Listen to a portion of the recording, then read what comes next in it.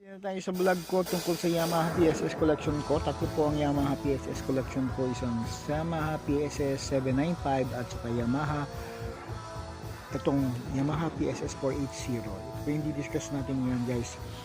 Ito po binili ko dahil actually binili ko siya para gamitin ko talaga sa gig. Pero ni-research ko lahat ng PSS ko, yung tatlo, yun lang yung talagang gusto kong bilhin. Anyway, gusto ko pa rin naman mga leksyon na iba. Pero itong tatlong to, ito yung pinaka-essential na magagamit ko sa gig. Kagaya nung 795, itong 480, meron din yung character. Guys, this is a music station, PSS 480. Nilabas to 1988. Guys, ang pinaka nagustuhan ko dito, guys, yung kanyang feature, yung onboard effects. Yan, onboard effects, yan, nakikita niyo yung effect na yan, vibrato, sustain, reverb, portamento, at saka duet. At saka itong digital synthesizer.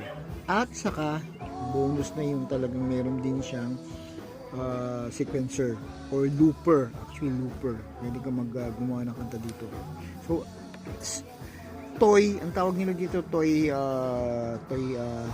keyboard. Pero guys, sa totoo lang, kaya ako to binili because nahilig po ako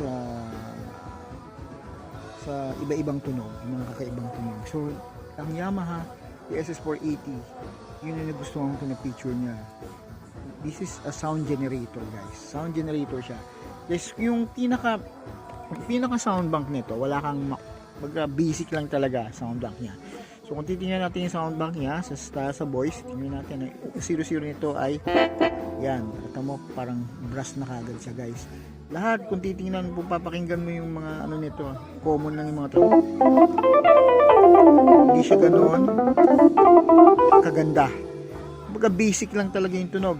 Kasi nga, guys, kaya ganyan ang tunog niya. This is a FM synthesizer. So yun yan, yung FM synthesizer. So mga nakakaintindi, ayoko na explain, pero FM.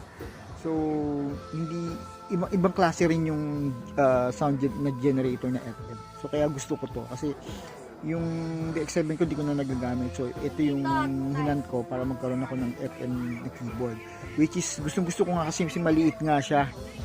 Ayan, kaya ginamit ko siya. Guys, ang maganda rito, guys, yung basic, guys. So nabi ko sa inyo, yung basic, wala kang mapapakinabangan. Pero effects, guys, mag-start tayo sa effects. Magkakaroon pa naman tayo ng iba pang mga session dito tungkol sa keyboard na to. So ngayon, ayan yung aking baby.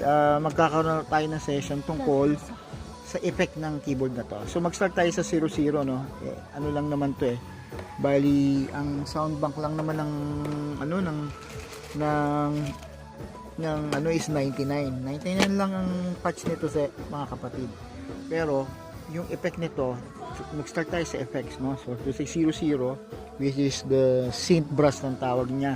So yan, ang gustong-gusto ko dito sa PSS 480 yung sound niya, effects niya, yung generate yung sound. Kaya yan, basic, walang effects, no. Pag pinatugtog ko yan, walang effects. Pero pag nilagyan ko siya ng reverb, onboard reverb, sustain,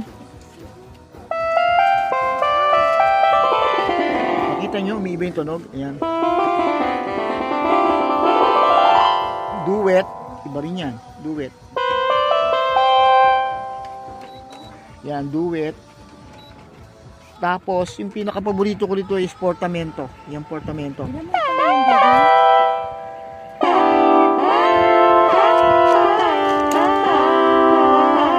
Yan, dyan siya, guys, nagkakaroon ng magic sa portamento. So, guys, ito pa lang tayo, Part 1 pa lang to ng PSS 480 patch.